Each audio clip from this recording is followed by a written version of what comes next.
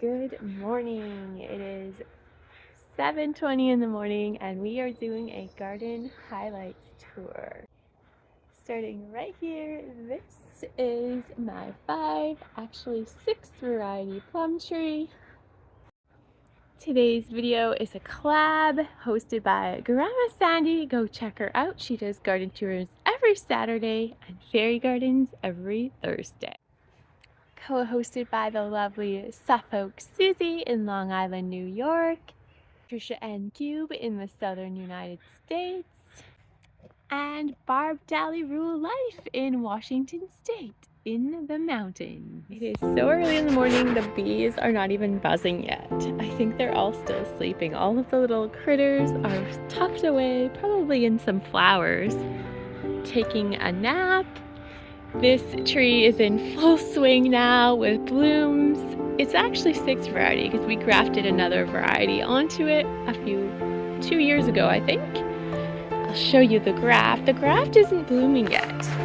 Right here, you can tell that branch doesn't have anything on it, but it does. It has flower buds. They're just not open yet.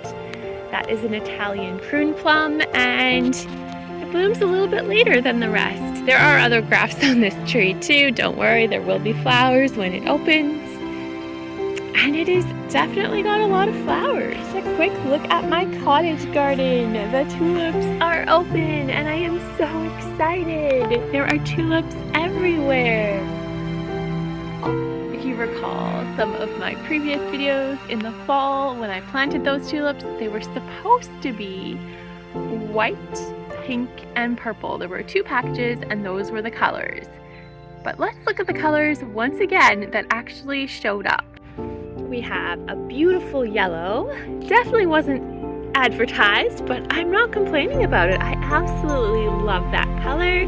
We have a pastel pink, and then we have this purple. I'd almost call this a fuchsia pink. It's kind of a mix between purpley red, pink, and a fuchsia. It's super beautiful and I am not complaining. I love these colors. Even though they were not what was advertised on the package, I do have a tulip over here that is actually giving me more white vibes. It's almost like a creamy white yellow, which is really, really pretty. But that's really all of it. All the other ones look pink and that sort of fuchsia colored, and I'm not complaining about it. I think they are really, really pretty, and I am so happy to have tulips in my garden again. Let's take a look at that container that we made over together early this spring. That was one of my free spring container makeover projects. Right here, this was the fairy that I put into the container, and the plants. These were all cuttings from my Dusty Millers. I don't know if they've rooted in, but at this stage it doesn't matter. They still look pretty good. There's a giant pansy flower, which I'm not sure if it's wilted or what's going on. I think it's just so big that the plant can't support the flower, which is kind of sad. See if I can prop it up with the rose. Maybe move the rose cutting, maybe not. Let's see. Flower does not want to stay up. There we go, that's a bit of a no, it's not. I don't think it's going to stay up, that little pansy flower. It is a ginormous flower, so beautiful, and there's more coming, more buds there.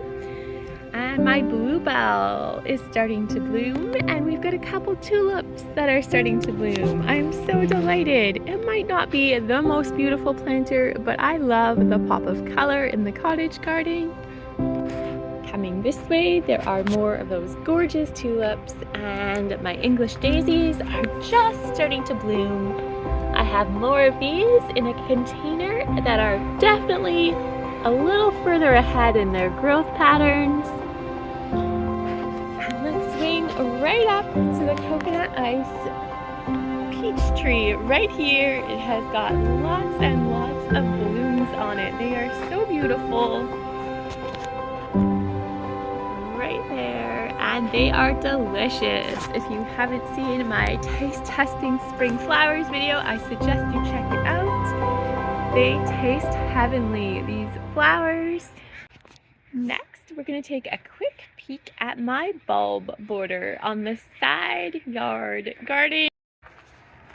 Right here we have my leopard's bane perennial that is just starting to bloom. Gets these daisy-like flowers in the springtime, and they are so pretty, such a pop of color. The daffodils are almost done in this section, and the Spanish bluebells are just starting. Over here, the grape hyacinths are still going strong, and there's a lot more Spanish bluebells still to come.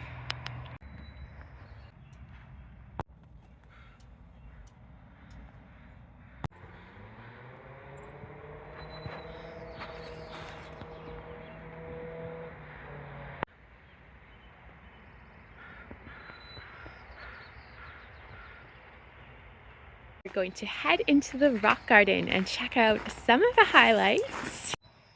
We are headed into the rock garden to check out a few of the highlights.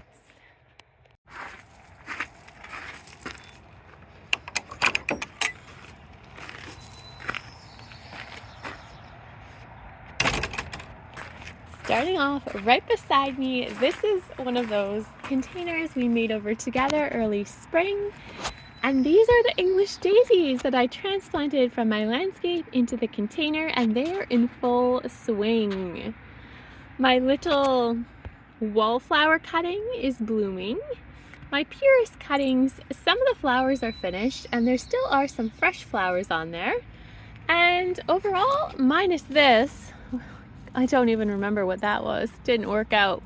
But overall, this planter, I feel, has done pretty well considering we did this whole thing for free.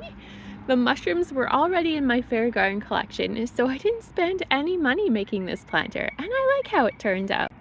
We have a collection of oregano. This is a huge mound, and I didn't plant it. This 100% self-seeded here. I have it all over my cottage garden, and it has gone bananas in the garden, and I don't mind. Oregano is actually a super drought-tolerant perennial, at least on Vancouver Island.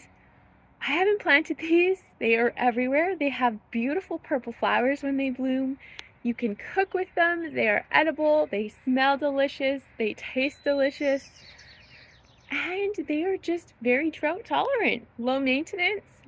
Awesome flowers for bouquets. Highly recommend planting oregano if you have a drought-tolerant landscape. Here's a little overview of my rock garden, and we are going to check out a few of the flowers. Starting right here, this is my pride and joy. This is my wallflower, one of my wallflowers, in full bloom. I love these colors. We have a red, burgundy, orange, and yellow mix. So beautiful. And this is perennial. I grew these wallflowers from a wildflower mix. I didn't even know I was growing them at the time. When I started this rock garden, I put in a ton of different wildflower mixes, and this is what came out of one of them, and I don't even know which one it was. Evergreen and absolutely gorgeous, but don't eat them. They're not edible. Coming this way, this is my salvia. I just planted this recently in my pickaxe review video, and they are doing really well. So beautiful, and the bees love them. Coming this way, my fairy garden is getting even more colorful. The daffodils are really going strong here. The grape hyacinths are still in full bloom, and the English daisies are just getting started. It is so pretty. And I have more wallflowers. There is a smaller wallflower plant right here a little further down in the rock garden, and another one over here. And this one I feel like has lighter flowers, like it's multicolored, this wallflower, but I feel like this pot seems different than the other plant, but so beautiful. I love these colors, so vibrant.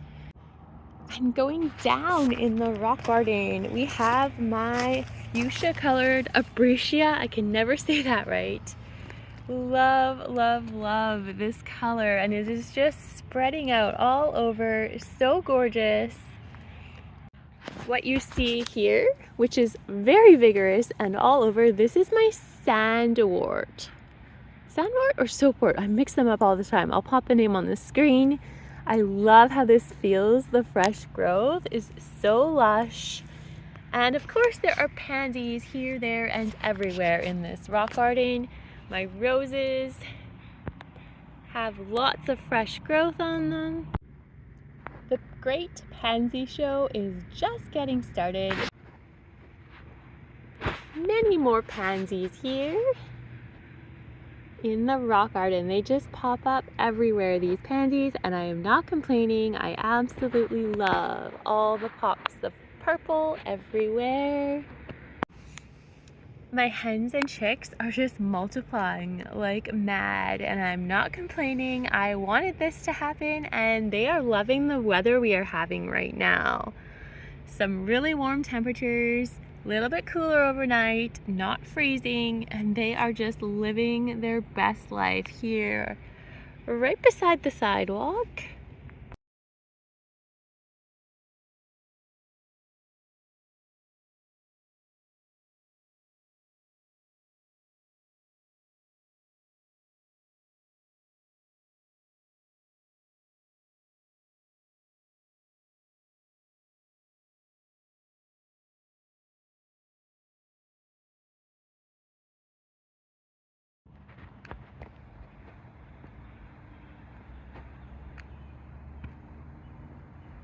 Peek at a project I'm working on that is not quite finished. And my 5 variety cherry tree is just getting started. I'm going to give you a little peek at my, what do we call this? The driveway garden. I rarely show this on my channel because it's so close to the neighbor's house. But I'm just going to show you a few of the plants that are living their best life here. I created this garden, I think last January, like 2022, I want to say. And I made a video, the driveway garden makeover. I'll link it in the description. These are some of the plants I put in. This is ajuga, I think. Not sure how to pronounce it. My first time growing it. So far, I absolutely love it. I got these for, I want to say they were 97 cents on clearance at a local grocery store, and look at the color. They are just exploding with growth this spring. So beautiful. It's a herbaceous perennial with light blue flowers, spikes, above carpets of wine, red, and bronze cream foliage. Suitable for rockeries, banks, gravel gardens, full sun to part shade. Doesn't actually say drought tolerant on here, so I was a little bit hesitant to buy it, but for 97 cents I couldn't resist, and it is doing really well in my garden. I have some leopard's bane that I transplanted from my bulb border and put in here, and it is just starting to bloom. My most exciting flower in this garden is actually this rhododendron. It is in full bloom. This was one of the main plants from my makeover video, and I love it. It is so gorgeous with the deep dark foliage and the vibrant blooms. So beautiful. Johnny Jump Hops, one of my favorite spring flowers.